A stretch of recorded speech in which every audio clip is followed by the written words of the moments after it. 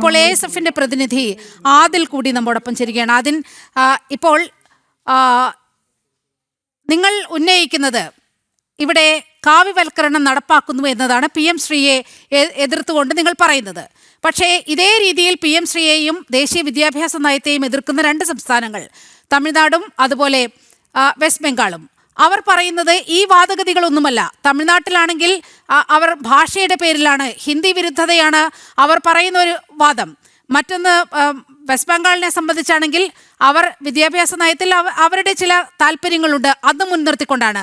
പക്ഷേ കേരളത്തിലേക്ക് വരുമ്പോഴാണ് എപ്പോഴും ഏത് പദ്ധതി വരുമ്പോഴും BJPയെ ഇങ്ങനെ കാവ്യവൽക്കരണം നടപ്പാക്കുന്നു എന്ന് പറഞ്ഞുകൊണ്ട് കേന്ദ്ര സർക്കാരിൻ്റെ പദ്ധതികളെ മുഴുവൻ ഇങ്ങനെ എതിർക്കുന്ന സമീപനം. PM ശ്രീയിലും അത് തന്നെയാണ് കാണുന്നത്.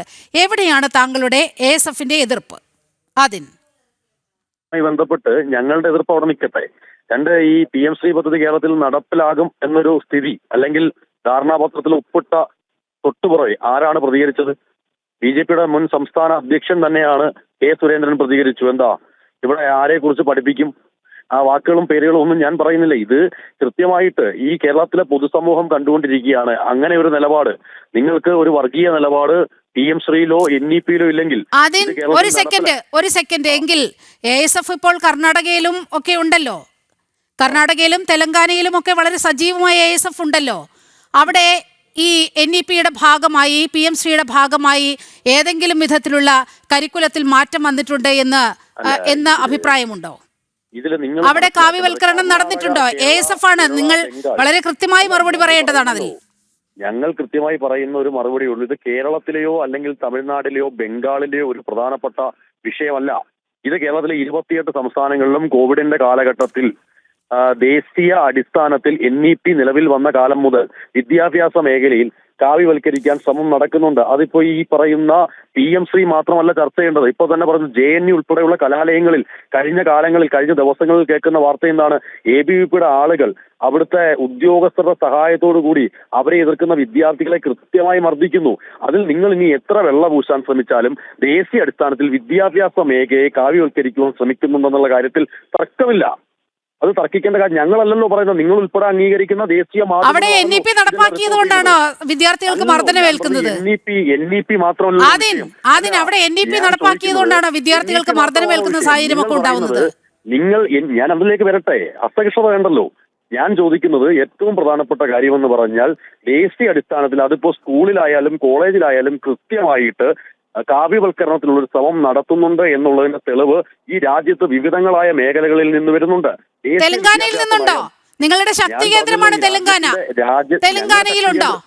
തെലങ്കാനയിൽ നിന്ന് ASFന് അങ്ങനെ ഒരു പരാതി കലാലയങ്ങളിൽ നിന്ന് ലഭിച്ചിട്ടുണ്ടോ? അല്ല, ഞാൻ ചോദിക്കുന്നത് ഞങ്ങളുടെ ശക്തി കേന്ദ്രത്തിൽ കേരള കാർഷിക സർവകലാശാലയിൽ നിന്ന് ലഭിച്ചിട്ടുണ്ടോ? നിങ്ങളുടെ വകുപ്പ് നിങ്ങളുടെ CPIയുടെ കയ്യിലിരിക്കുന്ന വകുപ്പിന്റെ താഴെയുള്ളതാണല്ലോ കാർഷിക സർവകലാശാല.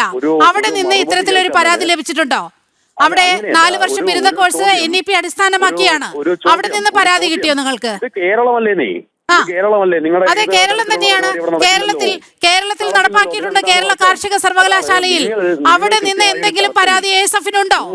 നിങ്ങൾ കൃത്യമായ ഒരു ചർച്ചയിൽ പങ്കെടുക്കുമ്പോൾ ഒരു ഉത്തരം കംപ്ലീറ്റ് ചെയ്യാൻ പോലും സമ്മതിക്കാതെ നിങ്ങൾ അടുത്ത ചോദ്യത്തിലേക്ക് പോവുകയാണെങ്കിൽ ആ ചർച്ച അങ്ങനെ നീളത്തേ ഉള്ളൂ. ഞാൻ ഇപ്പോഴും അടിവരയിട്ട് പറയുന്നു, NEP ആയാലും PM ശ്രീ ആയാലും അതിലുപരി ഈ രാജ്യത്തെ മികച്ച യൂണിവേഴ്സിറ്റികളെ നിങ്ങൾ കാവ്യവൽക്കരിക്കാൻ ശ്രമിക്കുന്നുണ്ട്. ആ തരത്തിൽ പോകാത്ത യൂണിവേഴ്സിറ്റികളെ നിങ്ങളുടെ ഗുണ്ടകളെ ഉപയോഗിച്ചുകൊണ്ട് നിങ്ങളുടെ അധ്യാപകരെന്ന് പറഞ്ഞ് അല്ലെങ്കിൽ ഉദ്യോഗസ്ഥരെന്ന് പറഞ്ഞ് അവിടെ വിദ്യാർത്ഥികളെ ക്രൂരമായി മർദ്ദിക്കുന്നു. എന്താ നിങ്ങൾക്ക് അതിന് മറുപടി ഇല്ലാത്തത്?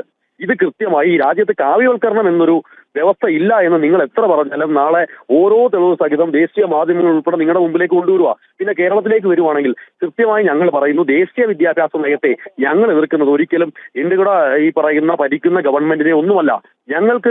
ഞങ്ങളൊരു ആശയത്തെ എതിർക്കുന്നുണ്ട്. ആ ആശയം ഈ രാജ്യത്ത് ഞങ്ങളുടെ എല്ലാം പാർട്ടി കോൺഗ്രസുകൾ ഉൾപ്പെടെ അംഗീകരിച്ചാണ് ദേശീയ വിദ്യാഭ്യാസ നയത്തിൽ 2020 ഇത് പ്രഖ്യാപിച്ച നാൾ മുതൽ പ്രഖ്യാപിത നിലപാടാണ്. ഇത് കൃത്യമായിട്ട് വലിയ ചർച്ചകളുടെ അടിസ്ഥാനത്തിൽ ഒന്നുമല്ല ഇത് നടപ്പിലാക്കി എന്നുള്ളത് കൃത്യമായി മനസ്സിലാക്കുക.